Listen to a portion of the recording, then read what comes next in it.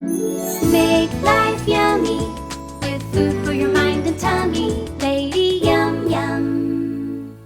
Hi, welcome to the Lady Yum Yum Show. Today we're making one of my favorite appetizers. It's great for New Year's Eve or any of the holidays. It's a baked brie. And it's different from the normal baked bries that you see in the stores that have the puff pastry around it.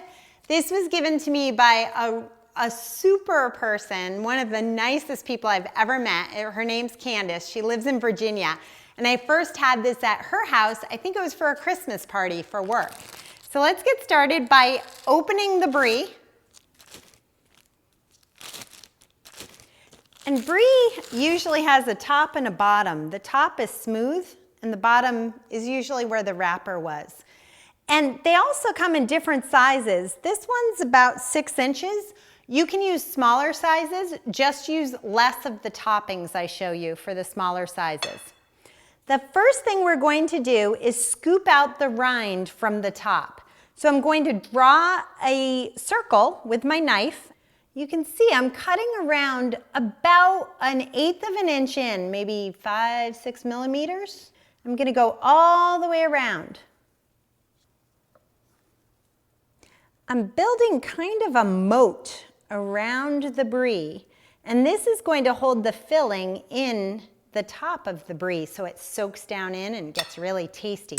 So now I'm going to scoop out the rind from the top so that little moat helps me find my scooping location. So you just set aside the rind that you take out. And I was making this recipe once for a party, and I found out that some people coming to the party that were invited by someone hosting the party were restaurateurs. And so I was really nervous about what I was going to serve at this party. And I immediately thought of this recipe. And sure enough, they asked me for the recipe. So sorry, Candace, I have given your recipe out to so many people, and now thousands more on YouTube. So again, Candace gets all the credit if you love it. And if you don't love it, then it's my fault, because Candace's version is perfection. Just a few more little pieces here. So you get it all cleaned out, and inevitably, a piece ends up in my mouth too. I know the rind is mold, but it tastes really good. Okay, so now we have our brie with our little rind moat, and we want to put it in a oven-proof dish that it fits pretty perfectly. So the more perfect it fits, the better, because that holds up the sides while it's cooking. Now we'll make the topping. And the topping's really easy. It's just brown sugar, 1/2 cup packed brown sugar. There it goes. And Brandy or Cognac or Bourbon, any of them work. I'm using Brandy. And I'm using a little over 1/4 cup. So I usually pour the 1/4 cup, let it runneth over, and dump it on. We'll put that aside. And we'll stir that around just a bit, get it all mixed in. And we will add 1/2 cup of chopped nuts. And I'm using pecans. Walnuts and hazelnuts will work as well. The alcohol I've put in this recipe burns off while it's cooking, but it leaves a really great flavor behind. Now we'll pour this completely over the top, and the rim of rind will hold the majority of this right on top of that brie that doesn't have the rind on it.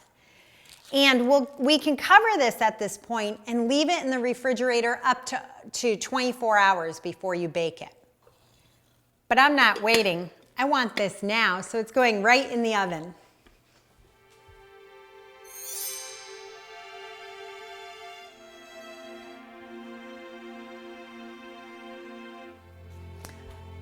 So it's all done.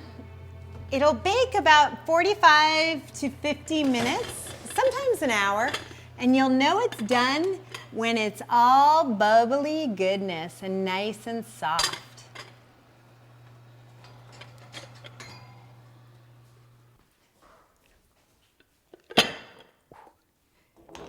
So I have some French bread here. Take the cover off. And I usually serve it with a spoon, but I'm using my fork.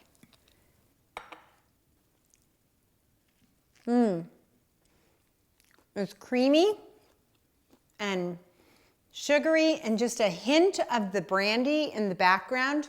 So good. Give this one a try. I guarantee everybody will love it. Happy holidays. See you next time.